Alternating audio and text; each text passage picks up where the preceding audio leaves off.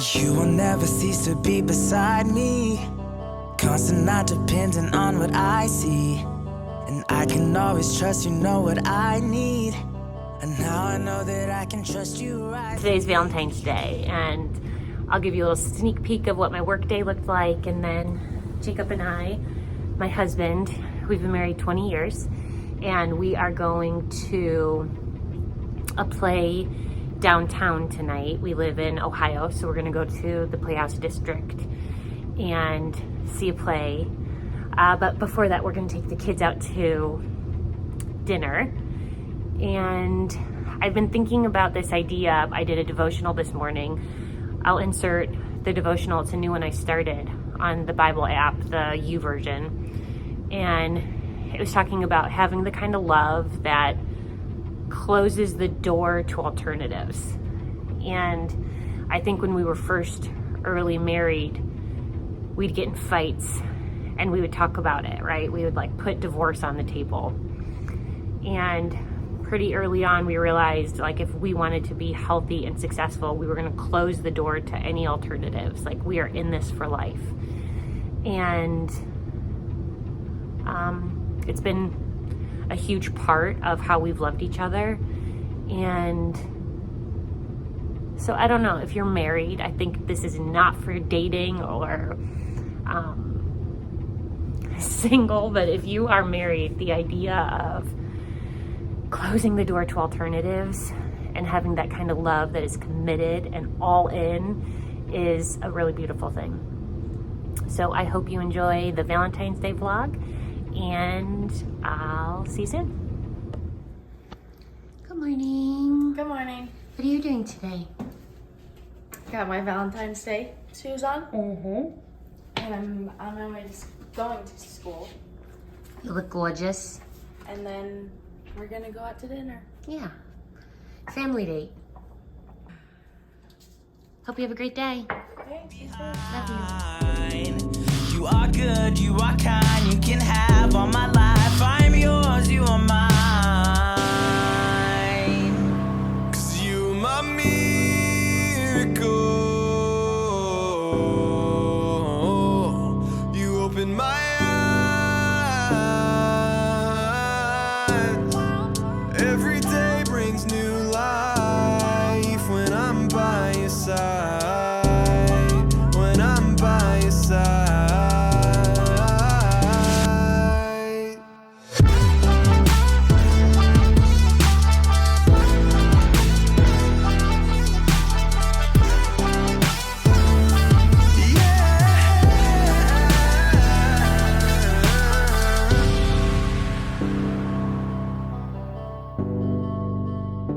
Okay, we just had dinner with the kids. Forever, Lord, your love It's will always be the 6:37, same. I know that your faithfulness will never change. and we are so tired.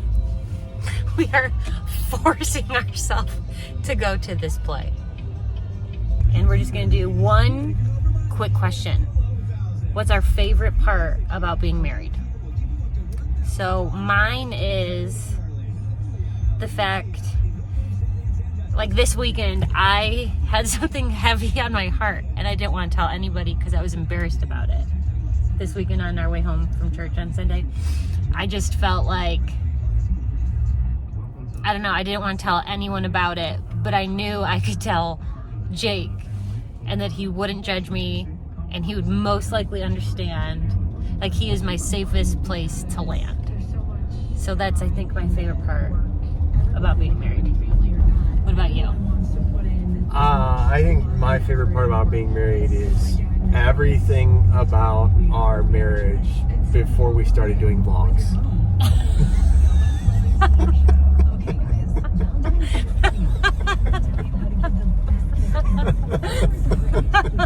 I have to warn the family. Every time I start filming, I'm like, Our Mommy's gonna film.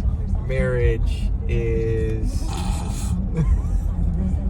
I can be 100% myself with you and you never judge me. Wait, that was mine. I feel like you're just copying a little No, bit. I'm not. Like when I say I don't like vlogs, you don't judge me. Round two. What do you think has been... This is gonna be dumb probably. But like your biggest God lesson from marriage. Like something God's wanted to teach you from marriage. Patience. What?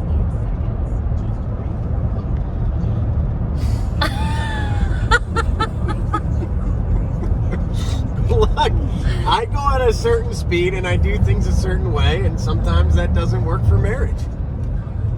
You know? Oh, I think the biggest thing God has taught me then is grace. You know what I'm saying? I would not. You treat people. I don't disagree with that answer. You treat people better than they deserve. I don't disagree with that answer for you. I think that's a 100% spot on answer for you. If you could tell all the men one secret to a lasting relationship, what would it be? Heavy question. Forget about winning and losing. Are you going to say more? No. No, you have to say more. Give up the idea of winning and losing. Just love. If you do that, you always win. Ladies, I mean, if I could give one piece of advice to the ladies,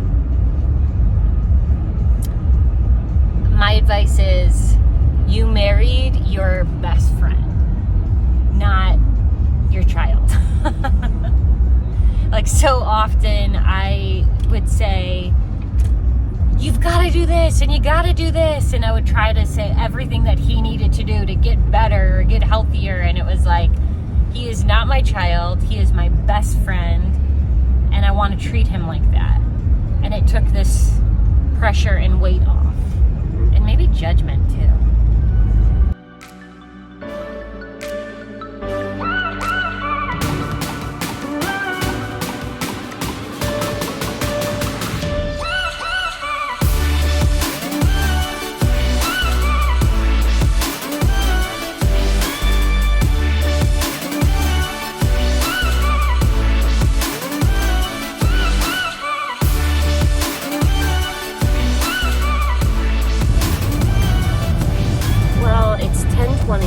We just finished the musical. I don't want to say the name because I want to tell you what happens in the end, because it's such a life lesson. We were not expecting to love it. We were expecting to enjoy it, but we were not expecting to love it. I was emotional. I cried. The singing was so beautiful. Wasn't it just so good? Really good. It was just really, really good. And the whole heartbeat of it is it ends in this terrible tragedy. And basically it's a love story where this guy goes to hell and back for this woman. And he made a deal basically with the devil to leave hell, because he went there for her. To leave hell, he made a deal that they could leave, they could walk out, but he was not allowed to look back. And the whole idea was this Hades... Oh, shoot, that probably ruins it. Well, Hades says that he's going to plant doubt in the main character's mind. And in the end, doubt won. And he's allowed to go home as long as she follows him. He's just not allowed to look back. Made me more emotional than I expected, because I just feel like that's so true of all of us, and I'm sure that's the whole point of the play, but like there's so much self-doubt that gets in the way of like who God has called you to be. It makes me think of that Timothy verse that says, God didn't give us a spirit of fear, but of power, of love, and a sound mind. And I don't know, I just want to encourage you, if you're having doubt or you're going through something that's hard, that you have a God who has given you something so much bigger. I did not know it was going to end this way, babe. No. No, I thought it was going to be like a silly night where we left the play early. I don't know, it affected me. I just think if you're struggling with doubt,